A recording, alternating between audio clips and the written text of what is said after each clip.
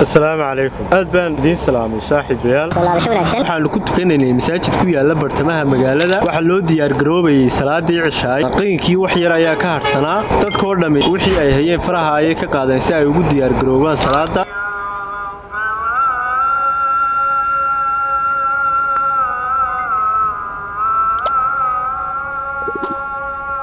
xabartaasi kadinka oo kale ka soo galay wiil muuqaalkiisa aanu saluugnay haday noqoto sida ay tintiisu u kala dheer tahay haday noqoto surwaalka dhuuban ee aad arkayso inuu bacmiika ku gashaday haday noqoto shaarka ka yar ee aad moodo inuu walaalkii ka yar ka soo amaanaystay ee uu ka soo xidhay ahaantayo inteedii masjidka ku sugnaydeen aad ayaanu u saluugnay muuqaalkii wiilka waxa dhacday buu yiri qoraagay in aniga iyo dadkii masaajidka ku sugnaaba aanu indhaha ku gubnay annaga oo la yaaban qofka muuqaalkan leh wuxuu masaajidka ka soo doonay aad u lama yaabteen buu yiri qoraagu hadii aad qofka suuqa ku arki lahayd balse waxa yaabka keenay goobta aan ku aragnay oo waxaan ku aragnay masaajid waxa dhacday buu yiri kadib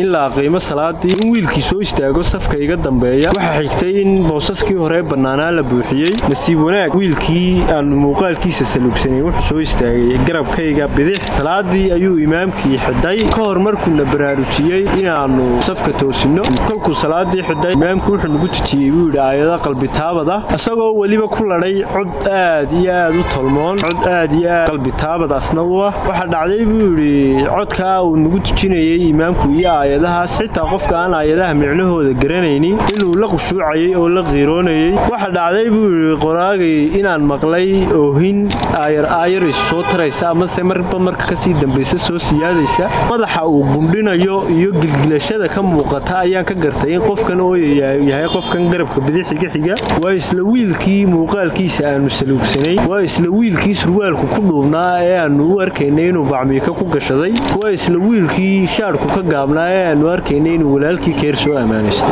wiilka ooyaya waa wiilka aanu muuqaalkiisa saluugnay dhamaantayo aniga dadkii meesha ku tukanayayba wiilkii aanu indhaha ku gubaynay waxa dhacday buu yiri inay marka ka sii dambayso soo siyaaday oo hintiisu ilaa laga wada maqlay masaajidka waxa dhacday buu yiri in dhowr qof oo kale ay hintii ku dareen sidoo kale waxa dhacday in imaamka laftigiisa oo codkiisa ay khushuuc badan ka muuqatay oo hintii ku daray balse oo hinta masaajidka oo dhan laga dhex maqlaya waxa ay ahayd oo hinta wiilkan yar ee garabka bidix xiga ee aanu muuqaalkiisa saluugnay waxa xigtay inaan rukuucnay wiilka oo hintiisii saayidka ahayd ay naaqusmatay balse wali aan anigu dareemayay in ilmadiisu dhulka ku daadanayso maadaama aanu dad anagu isugu xignay waxa xigtay kolkii aan ragcadii labaad u kacnay inuu geerka culus sii geliyay oo qayladiisii saayid loo sii wada maqlay iyo hintiisii xaqiiq waxa ah inaanan malaysanayn ama se aanan malaynayn in qof noocan u eegay ay aayaduhu qalbigiisa taaban karaan sheerkaasna qalbigiisu sida uu dabacsan yahay oo la ooyi kara aayadaha waxa xaqiiqa kolkii salaadii laga baxay in qof kasto oo kamida ayaga oo markii hore wiilka indhaha ku gubaya asagoo hoos eegaya inuu ka baxay masaajidka waayo mabay filanayeen qof